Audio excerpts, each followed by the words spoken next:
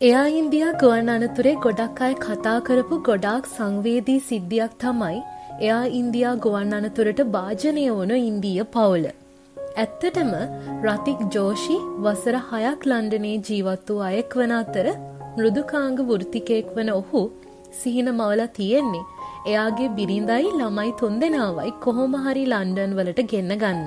ඒ හීන හැම දෙයක්ම සැබෑ වෙලා තියෙද්දි ඔහුගේ බිරිඳ වන කොමි ව්‍යාස් රස්සාවෙන් පවා ඉල්ලා අස්වී තිබෙනවා ලන්ඩනය බලා පිටත්වීම සඳහා.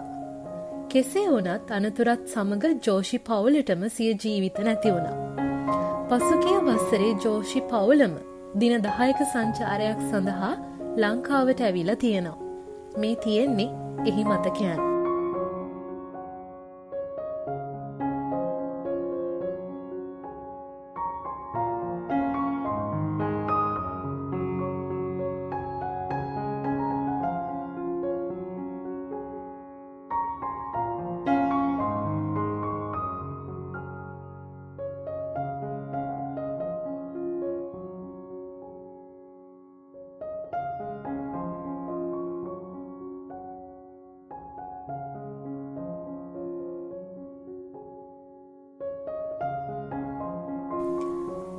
කෙසේ වුණත් ජෝෂි පවුලේ සියලුම සමාජිකයන්ට හොඳ ආත්මභාවයක් ලැබෙන්න කියලා අපි ප්‍රාර්ථනා කරමු.